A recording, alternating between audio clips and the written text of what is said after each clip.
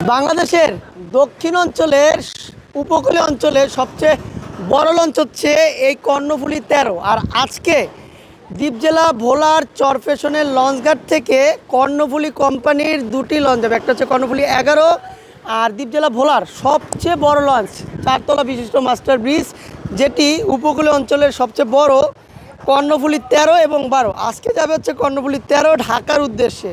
বিশাল আকারের বিলাসবহুল একটি লঞ্চ হচ্ছে কর্ণফুলী 13। দেখতে পাচ্ছেন নদীতে প্রচণ্ড স্রোত হচ্ছে এবং আপনার প্রচণ্ড ঝড় হচ্ছে বা হাওয়া বইছে। এ কারণে আজকে যাবে হচ্ছে বিলাসবহুল লঞ্চ এবং বিশাল বড় লঞ্চ কর্ণফুলী 13। আর কত বড় লঞ্চ দেখতে পাচ্ছেন, আমি উপরে দাঁড়িয়ে রয়েছি।